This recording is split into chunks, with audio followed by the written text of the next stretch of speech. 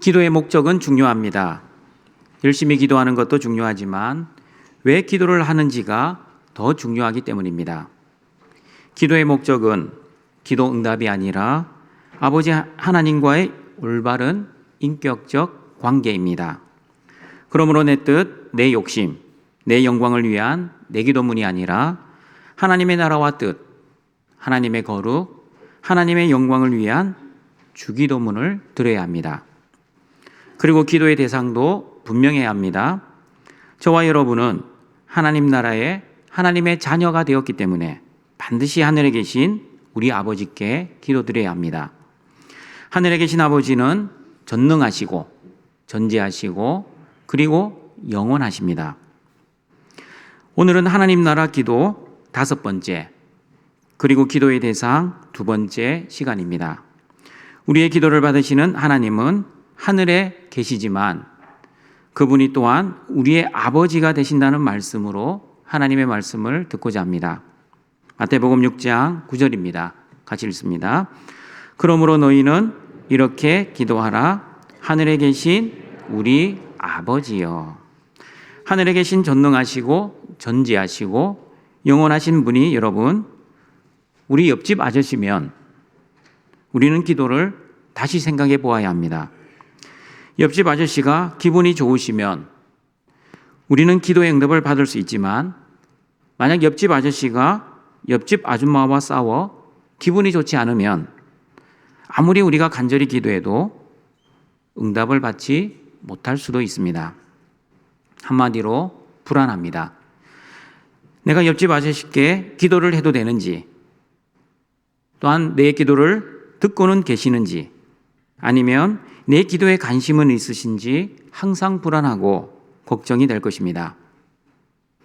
그리고 여러분, 우리 아버지가 힘이 없고 능력이 없어도 문제가 생깁니다. 우리 아버지가 옆집 아저씨보다 능력이 없으면 우리는 아버지보단 옆집 아저씨에게 기도하고 싶을 겁니다. 무능한 아버지보다 능력 있는 옆집 아저씨가 훨씬 내 기도를 잘 들어주실 것 같기 때문입니다.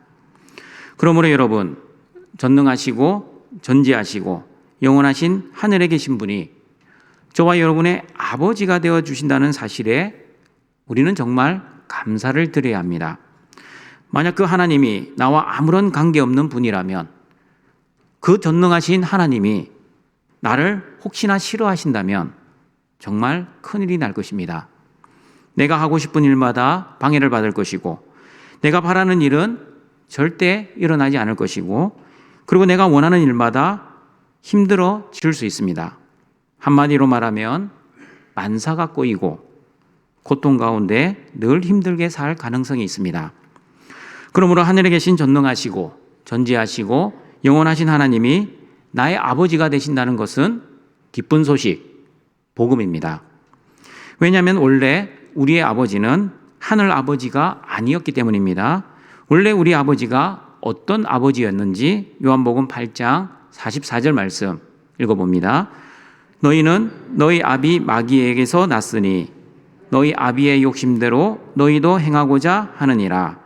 그는 처음부터 살인한 자요 진리가 그 속에 없으므로 진리에 서지 못하고 거짓을 말할 때마다 제 것으로 말하나니 이는 그가 거짓말쟁이요 거짓의 아비가 되었음이라. 여러분, 세상 나라에서 살아가는 세상 사람들은 자기들의 욕심대로 살아갑니다. 그 욕심을 채우고자 기도도 하고 거짓말도 아무렇지도 않게 합니다. 정직하면 손해보는 세상이라고 생각하고 자신의 이익과 욕심을 위해서는 남이야 어떻게 되든 상관하지 않고 눈 하나 까딱하지 않고 거짓말하며 거짓된 행동을 합니다. 왜냐하면 그들의 아비는 마귀이기 때문입니다. 그러나 하나님의 자녀는 어떻게 살아야 합니까? 정직하면 손해를 보고 정직하면 바보 소리 들어도 하나님 앞에서 정직하게 살아야 합니다. 왜냐하면 우리의 아버지는 마귀가 아니라 하늘에 계신 아버지이기 때문입니다. 하늘 아버지께서는 내가 거룩하니 너희도 거룩하라. 내가 온전하니 너희도 온전하라고 말씀하셨습니다. 그러므로 하나님 나라에서 살아가는 하나님의 자녀들은 아버지의 방법과 아버지의 식대로 정직하게, 거룩하게, 그리고 사랑하며 살아야 합니다. 그러므로 여러분, 하나님을 아버지로 부른다는 것이 얼마나 큰 은혜요, 큰 기쁨이요, 복음인지 저와 여러분이 유대인이 아니어서 잘 모를 수 있습니다. 유대인들은 지금도 하나님을 아버지로 부르지 못합니다. 과거에도 부르지 못했고 지금도 아버지로 부르지 못하고 그리고 미래에도 부르지 못할 것입니다. 성경을 보시면 재미있는 사실을 발견할 수 있습니다. 유대인들은 사람들의 이름을 지을 때는 하나님의 이름을 자주 사용했습니다. 그러나 정작 하나님의 이름을 직접 부르지도 못했고 직접 쓰는 것도 함부로 쓰지 못했습니다. 하나님의 이름은 히브리어로 엘, 요호, 요, 야로 사용됩니다. 사람의 이름에 이런 단어가 있으면 하나님의 이름과 관련된 이름들입니다. 예를 들면 엘리야, 엘이 들어가 있습니다. 엘리사, 아비엘, 여호사밧, 여호가 들어가 있습니다. 요압, 요자가 들어가 있습니다.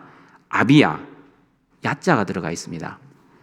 그리고 히브리어로 아버지는 아브, 아비, 그리고 아브로 사용되고 있습니다. 그러면 여러분, 문제입니다. 잠 깨십시오.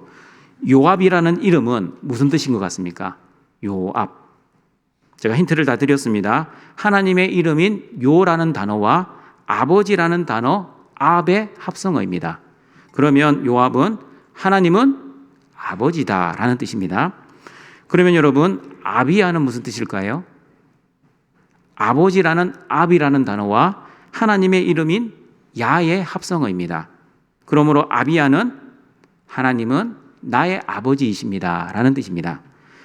이렇게 유대인들은 사람들의 이름을 지을 때는 하나님의 이름을 참 많이 사용했지만 그러나 기도를 드릴 때는 하나님의 이름을 함부로 부르지 않았습니다. 왜냐하면 하나님의 이름을 망령되이 부르지 말라는 십계명의 상계명 때문이었습니다. 그러나 예수님께서는 하나님을 이렇게 부르셨습니다. 마가복음 14장 36절 말씀입니다. 같이 읽어봅니다. 이르시되 아빠 아버지여 아버지께서는 모든 것이 가능하오니 이 잔을 내게서 옮기시옵소서. 그러나 나의 원대로 마시옵고 아버지의 원대로 하옵소서 하시고. 여러분, 예수님이 하나님을 향해 아빠 아버지여라고 부르는 것은 어느 정도 이해가 갑니다. 왜냐하면 예수님은 실제 하나님의 아들이시고 그리고 하나님의 유일하신 독생자이기 때문입니다. 그런데 예수님은 저와 여러분에게도 전능하신 하나님을 예수님과 똑같이 아빠, 아버지라고 부르라고 로마서 8장 14절, 15절에서 말씀합니다. 같이 읽어봅니다. 무릇 하나님의 영으로 인도함을 받은 사람은 곧 하나님의 아들이라. 너희는 다시 무서워하는 종의 영을 받지 아니하고 양자의 영을 받았으므로 우리가 아빠, 아버지라고 부르짖느니라. 그러므로 여러분, 주기도문은 예수님이 우리에게 가르쳐 주신 기도, 예수님이 우리에게 선물해 주신 기도, 그리고 예수님이 우리에게 허락해 주신 기도입니다. 무엇을 선물하시고 무엇을 허락해 주셨습니까? 하나님을 아빠, 아버지로 선물해 주시고 하나님을 아빠, 아버지로 부르는 것을 허락해 주셨습니다. 이 자리에 계신 우리 아빠 성도 여러분, 여러분의 자녀들이 여러분에게 아빠라고 부릅니까? 아니면 아버지라고 부릅니까? 어떤 자녀들은 아버님이라고 부르는 것도 보았습니다. 아이들이 어릴 때는 주로 아빠라고 부릅니다. 그러나 자라면서 성년이 되면 아빠라는 호칭보다 아버지라고 많이 부르는 것 같습니다. 결혼을 했는데도 아직도 아버지를 아빠라고 부르는 사람이 있습니까? 부럽습니다. 왜냐하면 성년이 되고 결혼을 했는데도 아버지를 아빠라고 부를 수 있는 사람은 그 아빠와 그 아버지와 사이가 좋다는 증거입니다. 호칭은 그 사람과 친밀한 관계를 보여줍니다. 아버님보다는 아버지, 아버지보다는 아빠가 더 친근하고 친밀한 관계를 말해줍니다. 그러면 여러분, 예수님이 왜 제자들에게 하나님을 아빠, 아버지라고 부르라고 하셨는지 그 이유를 아시겠습니까? 우리의 기도를 받으시는 아버지는 두렵고 무서운 하나님이 아니라 친근하고 친밀하고 사랑이 많으신 아빠 아버지이심을 알려주시고 싶으셨기 때문입니다. 그러나 예수님의 이 마음을 몰랐던 유대인들은 예수님이 하나님의 아들이라고 했다는 그 제목으로 예수님을 십자가에 못 박여 죽게 하셨습니다. 유대인들의 눈에는 예수님이 하나님의 아들이라는 말은 심각한 신성모독에 해당하는 중대한 죄였기 때문입니다. 물론 제자들도 예수님이 가르쳐 주신 주기도문을 처음 들었을 때는 상당히 놀랐을 겁니다. 어떻게 하나님을 아빠 아버지로 부를 수 있지라며 충격을 받았을 겁니다. 왜냐하면 예수님이 하나님을 아빠 아버지로 부르기 전까지는 어느 누구도 하나님을 아빠 아버지로 부른 사람도 없었고 또한 그렇게 가르친 사람도 아무도 없었습니다. 그러면 여러분, 제자들이 하나님을 아빠 아버지로 부르는 것이 왜 놀라운 충격이었습니까? 예수님이 하나님의 아들이면 여러분, 예수님은 하나님과 동등합니까? 동등하지 않습니까? 동등합니다. 그리고 제자들이 하나님의 아들이면 동일하게 제자들도 하나님과 동등한 사람입니다. 결론적으로 예수님도 하나님과 동등하시고 그리고 사람인 제자들도 하나님과 동등합니다. 그래서 제자들은 놀랬고 유대인들은 신성모독이라고 예수님을 십자가에 죽여버렸습니다. 어떻게 죄와 허물이 많은 사람들이 전능하시고 전지하시고 영원하신 하나님과 동등할 수 있습니까? 갈라디아서 4장 4절에서 6절에 그 답이 나와 있습니다. 같이 읽어봅니다. 때가 차매 하나님이 그 아들을 보내사 여자에게서 나게 하시고 율법 아래에 나게 하신 것은 율법 아래에 있는 자들을 속량하시고 우리로 아들의 명분을 얻게 하려 하심이라. 너희가 아들임으로 하나님이 그 아들의 영을 우리 마음 가운데 보내사 아빠 아버지라 부르게 하셨느니라. 예수님께서 죄와 율법 아래에 있는 저와 여러분을 속량해 주시고 아들로 삼아 주시고 아들의 영, 성령을 주셔서 아빠 아버지라 부를 수 있는 은혜를 주셨기 때문입니다. 사탄의 자녀인 저와 여러분을 하나님의 자녀 삼아 주셨습니다. 그리고 모든 죄를 용서해 주셨습니다. 그리고 자녀들이 아버지 앞에 당당히 나올 수 있는 은혜, 그리고 당당하게 기도할 수 있는 은혜도 주셨습니다. 그러므로 좋은 것을 주기를 원하시는 아빠 아버지는 자녀인 저와 여러분에게도 모든 것도 주시기를 원하십니다. 로마서 8장 32절입니다. 자기 아들을 아끼지 아니하시고 우리 모든 사람을 위하여 내주시니가 어찌 그 아들과 함께 모든 것을 우리에게 주시지 아니하겠느냐. 여러분, 모든 것도 마찬가지입니다. 내가 원하는 모든 것, 내가 바라는 모든 것, 그리고 내가 필요한 모든 것이 아닙니다. 아버지가 우리에게 주시고 싶은 모든 것, 아버지가 우리에게 원하시는 모든 것, 그리고 아버지가 생각하시기에 우리에게 필요한 모든 것입니다. 이것을 모르면 아무리 신앙생활을 오래 해도 신앙의 방향이 잘못되어 갈 겁니다. 등촌가족 여러분, 여러분은 하나님이 여러분의 아빠, 아버지이심을 믿으십니까? 여러분은 하나님이 우리에게 가장 좋은 것을 주시는 아빠, 아버지이심을 믿으십니까? 그리고 여러분은 하나님이 모든 것을 주시는 아빠, 아버지이심을 정말 믿으십니까? 그 믿음으로 기도하시고 그 믿음대로 응답받아 하나님과 올바른 관계를 유지하시는 등촌의 가족들이 되시길 바랍니다. 그러면 여러분, 하나님이 우리의 아빠, 아버지가 되신다는 의미가 무엇인지 두 가지를 알아보도록 하겠습니다. 첫 번째는 전능하시고 전지하신 하나님이 우리의 아빠, 아버지가 되신다는 의미는 우리를 창조하시고 구원하시고 인도하시고 보호하시고 공급하신다는 뜻입니다. 예수님께서는 어린아이들과 같지 아니하면 결단코 천국에 들어가지 못한다고 말씀하셨습니다. 어린아이의 믿음이 어떤 믿음이기에 어린아이의 믿음을 본받으라고 예수님은 말씀하셨습니까? 여러분, 어린아이들의 눈에는 아빠가 슈퍼맨으로 보입니다. 그러나 자녀들이 자라면서 아빠가 슈퍼맨이 아니라는 것을 깨닫기 시작합니다. 그러므로 어린아이와 같은 믿음이란 아빠를 전적으로 신뢰하는 믿음입니다. 어린아이가 자라면서 아빠를 아빠라 부르지 않고 아빠로부터 독립하려고 합니다. 어떻게 보면 자연스러운 과정입니다. 육신의 아버지와 자녀와의 관계는 그럴 수 있습니다. 아니, 당연히 그래야 합니다. 그러나 여러분, 하나님과의 관계는 그럴 수 없습니다.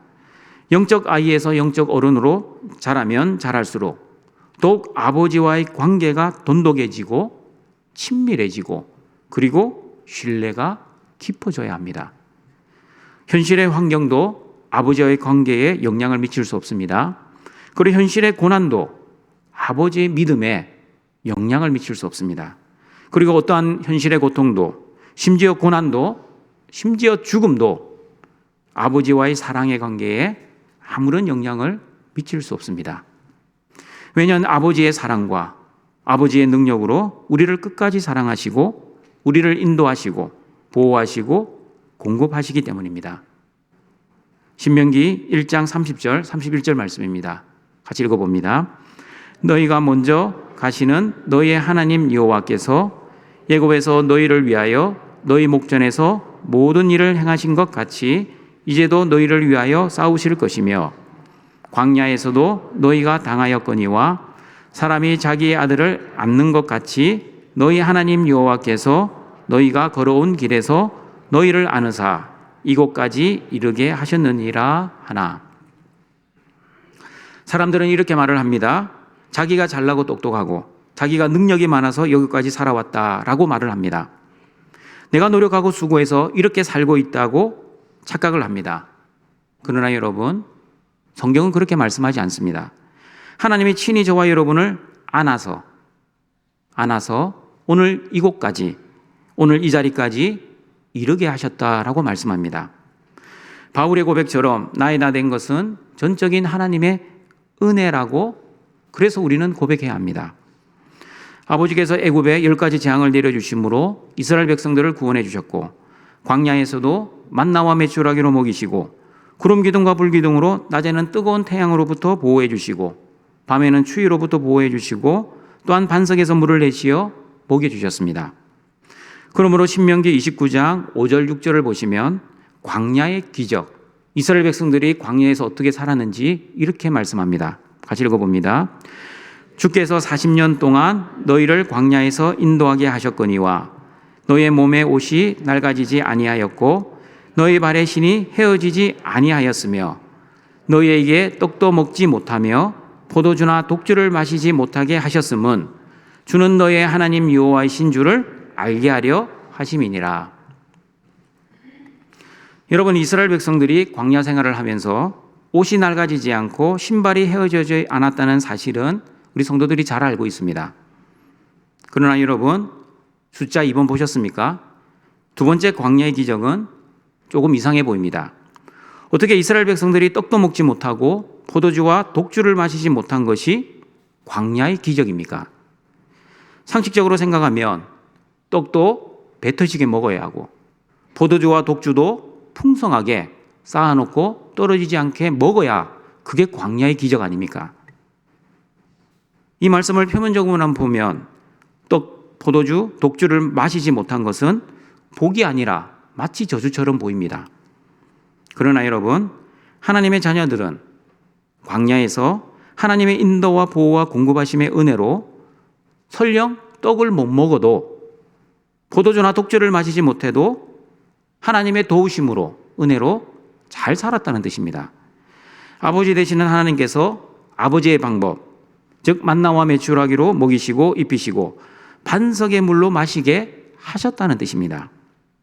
그러므로 여러분, 신앙생활이란 내가 아둥바둥 내 힘과 내 노력으로 자신의 목적을 달성하라고 열심히 사는 것이 아니라 아버지의 은혜에 반응하는 겁니다.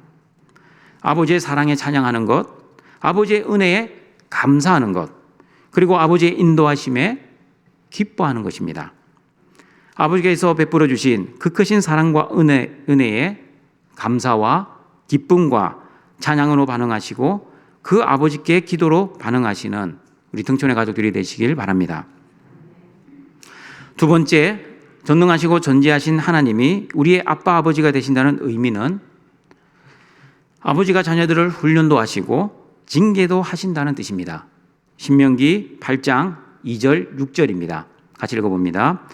내 하나님 여호와께서 이 40년 동안에 내게 광야길을 걷게 하신 것을 기억하라. 이는 너를 낮추시며 너를 시험하사 내 마음이 어떠한지 그 명령을 지키는지 지키지 않는지 알려 하심이라. 너를 낮추시며 너를 줄이게 하시며 또 너도 알지 못하며 내 조상들도 알지 못하던 만나를 내게 먹이신 것은 사람이 떡으로만 사는 것이 아니요 여호와의 입에서 나오는 모든 말씀으로 사는 줄을 내가 알게 하려 하심이니라. 이 40년 동안에 내 의복이 헤어지지 아니하였고 내 발이 부르트지 아니하였느니라. 잠깐만요. 여기까지는 잘 압니다. 우리 성도들이. 그러나 이 다음 말씀을 유념해야 됩니다. 왜 하나님께서 광야에서 옷도 헤어지지 않고 신발도 헤어지지 않게 하셨는지 그 이유가 또 두 번째 이유가 나옵니다. 자, 같이 한번 읽어봅니다. 시작. 너는 사람이 그 아들을 징계함 같이 내 하나님 여호와께서 너를 징계하시는 줄 마음에 생각하고 내 하나님 여호와의 명령을 지켜 그의 길을 따라가며 그를 경외할지니라. 여러분, 세상에 어느 아버지가 자신의 자녀들이 실패하고 어렵게 살고 힘들게 살기 원하는 아버지가 어디에 있습니까? 모든 아버지들은 자신의 자녀들이 잘되고 성공하고 번듯하게 그리고 사람답게 사는 것을 다 원합니다. 우리 하나님 아빠 아버지도 마찬가지입니다. 하나님의 자녀들인 저와 여러분이 하나님 나라에서 잘 먹고 잘 살고 그리고 성공하고 행복하게 하나님과 함께 살기를 원하십니다. 믿으십니까? 그런데 여러분, 우리가 주의해야 합니다. 우리는 세상 나라에서 살고 있지만 세상 사람들이 아닙니다. 이 땅에 예수님이 하나님 나라를 이루어 주셨고 하나님 나라의 백성으로 불러주셨다는 것이 이제부터 힘들어집니다. 하나님 나라와 세상 나라가 다르기 때문입니다. 그래서 기준도 다릅니다. 어떻게 살아야 하는지 하나님이 기준을 똑같이 주지 않았습니다. 그래서 하나님 나라와 세상 나라에서 잘 사는 기준이 다르고 성공의 기준이 다르다는 것을 이제 하나님 자녀들은 알아야 합니다. 세상 나라에서는 돈 많이 벌면 잘 산다는 말을 합니다. 그러나 하나님 나라에서는 잘 들으십시오. 돈 많은 사람은 부자일 뿐이지 결코 잘 사는 사람이 아닐 수 있습니다. 잘 사는 사람일 수도 있지만 꼭 잘 사는 사람이 아닐 수도 있습니다. 하나님 나라에서 잘 사는 기준은 돈이 아니라 하나님의 말씀이기 때문입니다. 하나님의 말씀대로 순종하고 하나님의 뜻대로 살면 하나님 보시기에 잘 사는 사람입니다. 그러나 아무리 많은 돈을 가지고 있다 할지라도 하나님의 말씀대로 살지 않고 내 뜻과 내 영광을 위해 사는 사람은 하나님 보시기에 결코 잘 사는 사람이 아닙니다. 성공도 마찬가지입니다. 세상 나라에서는 돈 많이 벌고 권력 가지고 명예를 가지면 성공했다라고 평가해 줍니다. 그러나 하나님 나라는 아닙니다. 하나님이 주신 사명을 잘 감당하는 사람, 하나님께 쓰임받는 사람, 즉 하나님의 말씀에 순종하는 그 사람이 하나님 나라에서 성공한 사람입니다. 그런데 우리는 평생 신앙생활을 해도 하나님 나라의 성공과 잘 사는 기준을 알지도 못하고 세상 나라의 기준과 세상 사람의 그 법칙대로 원리대로 살아가는 엉뚱한 신앙인들이 너무나 많습니다. 그래서 우리는 비록 돈이 없어도 하나님이 주신 사명을 잘 감당하며 쓰임받는 사람은 성공했다라고 여기고 하나님께 영광을 돌려야 합니다. 그러므로 우리는 환경을 바라보지 않고 하나님만 바라보며 하나님의 말씀과 하나님의 뜻대로 순종하는 사람이 바로 성공한 사람이라는 것을 인정하고 그 믿음으로 우리도 그렇게 되기를 위해서 살아야 합니다. 기도는 세상 나라의 사람들처럼 똑같이 잘 먹고 잘 살기 위해서 기도를 하면서 하나님 앞에 와서는 하나님의 영광을 위해 살겠습니다. 이중적인 모습을 보이지 말라는 뜻입니다. 그래서 하나님 나라의 성공 법칙, 제가 작년에도 이야기 드렸습니다. 성경적 성공 법칙은 이렇습니다. 같이 한번 읽어보겠습니다. 성공, 하나님 말씀 순종, 천국, 상급. 어렵지 않습니다. 반드시 외우시고 성공하게 살아야 합니다. 저는 어릴 때 이런 기도를 많이 듣고 자랐습니다. 하나님 아버지, 우리 자녀들 모두 용몰이 되게 될지언정 뱀꼬리가 되지 않게 해주십시오. 어릴 때는 그냥 듣기 좋았습니다. 머리가 되라는 기도, 축복 기도인 줄만 알았습니다. 그러나 신학을 전공하면서 그 기도가 문제가 있다는 것을 알기 시작했습니다. 여러분 한번 상상해 보십시오. 예수님 믿는 사람들이 다 용머리가 되면 용의 팔은 누가 하고 용의 다리는 누가 하겠습니까? 머리만 1000개인 용 한번 상상해 보십시오. 팔도 없고 다리도 없고 몸도 없는 머리만 1000개. 그야말로 끔찍한 괴물 아닙니까? 우리 교회가 다 그런 괴물들만 모여 있습니까? 다 자기 잘 먹고 잘 살려고 만사형통하기 위해서 우리가 예수님을 믿고 있다면 다 괴물들만 모여서 하나님을 이용하고 있을 겁니다. 그래서 저는 그 기도가 잘못되었다는 것을 신학을 공부하면서 알았습니다. 그래서 저는 저희 자녀들을 위해서 이렇게 기도합니다. 저희 기도문을 읽어드리겠습니다. 하나님, 하나님의 은혜로 우리 자녀들이 용의 머리가 되면 용머리의 역할을 잘 감당하게 해주십시오. 용의 머리로서 뱀 꼬리들을 무시하지 않고 사랑으로 잘 섬기게 하시고 설령 우리 자녀들이 뱀 꼬리가 된다 할지라도 하나님을 원망하거나 세상을 원망하지 않고 뱀 꼬리 역할 믿음으로 잘 감당하게 해주시옵소서. 용의 머리를 부러워하지 않고 시기 질투하지 않고 있는 바를 족한 줄 알고 자족하며 하나님께 영광 돌리는 뱀 꼬리가 되게 해 주시옵소서. 등촌가족 여러분, 용의 머리는 용의 머리 역할을 잘 감당하는 것, 또한 뱀 꼬리는 뱀 꼬리 역할을 잘 감당하는 것이 하나님 보시기에 잘 사는 것, 그리고 성공한 삶입니다. 무조건 세상 나라처럼 용머리가 되는 것이 잘 살고 성공하는 것, 또한 뱀꼬리가 되면 실패하고 못 사는 것이 아닌 것입니다. 그러므로 용머리가 되기 위해 여러분 절대 신앙생활 하지 마시길 바랍니다. 그리고 용머리 되기 위해 심지어 기도를 통해 하나님도 이용하지 마십시오. 예수님이 이루신 하나님 나라는 그런 나라가 아닙니다. 제발 하나님 나라가 어떤 나라인지 성경을 통해서 제대로 알고 제대로 신앙생활을 하는 그런 우리 등촌 가족들이 되었으면 좋겠습니다. 하나님 아버지의 말씀대로 이루어지는 나라, 아버지의 뜻이 이루어지는 나라입니다. 아버지의 영광을 위해 사는 나라가 바로 예수님이 이루어 주신 하나님 나라입니다. 그러므로 아버지의 방법과 식으로 사는 나라가 바로 아버지의 나라입니다. 아버지 하나님은 자녀인 저와 여러분이 아버지의 말씀과 뜻대로 그래서 살기를 원하십니다. 그래서 성경 말씀을 주시고 교회를 통해서 올바르게 살아라고 알려주고 있습니다. 그러므로 아버지는 때때로 우리를 연단하시고 훈련하시고 그래서 징계도 하십니다. 미워서가 아닙니다. 여러분을 싫어해서도 아닙니다. 우리를 사랑하시기 때문입니다. 그러나 믿음이 연약한 성도들은 이렇게 황변합니다. 우리를 사랑하시는 아버지가 왜 우리를 고난 가운데 그리고 고통 가운데 내버려 두십니까? 이거는 사랑이 아니라 심판 아닙니까?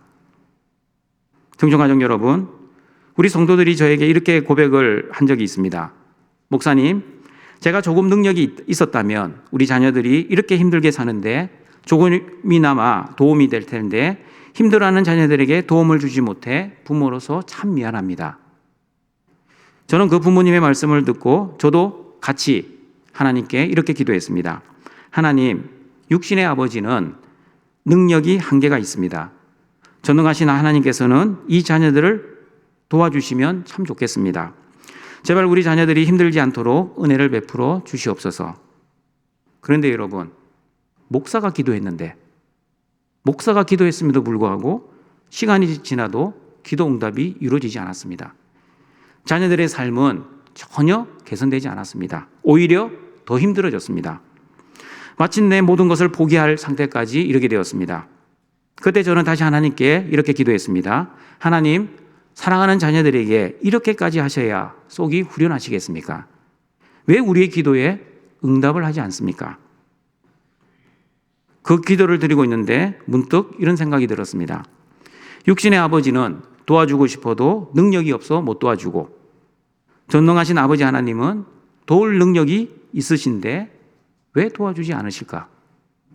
하나님이 도울 힘이 없는 것도 아니신데 왜 도와주지 않으실까? 그때 아버지 하나님의 마음을 이해하기 시작했습니다. 여러분, 능력이 없는 부모는 힘들어하는 자녀들을 도와주지 못하는 것은 당연합니다. 왜냐하면 도와줄 힘과 능력이 없기 때문입니다. 그런데 능력이 있는 부모는 힘들어하는 자녀를 도와주는 것은 힘들지 않습니다. 왜냐하면 도울 힘과 능력이 있기 때문에 쉽게 도와줄 수 있습니다. 그런데 여러분, 한 번 더 나아가 보십시오. 부모가 힘과 능력이 있음에도 불구하고 자녀를 도와주지 않는 것이 여러분, 돕는 것보다 더 힘이 듭니다. 마찬가지입니다. 전능하신 아버지, 전지하신 아버지, 육신의 아버지와 비교해서 비교할 수 없는 전능하신 능력을 가지신 하늘 아버지께서 그 자녀들을 도울 힘이 충분히 있음에도 불구하고 도와주지 않습니다. 여러분, 왜 도와주지 않습니까? 여기에서 우리 성도들이 믿음이 흔들립니다. 그래서 오해도 합니다. 아버지 하나님이 능력이 없으신가 봐. 그리고 나를 도와줄 마음이 없는가 봐. 나만 미워하시는가 봐. 저와 여러분의 그 고난과 고통 가운데서 여러분, 우리의 기도에 응답하시지 않고 외면하시는 것은 기도의 응답보다 더 중요한 것이 있기 때문입니다.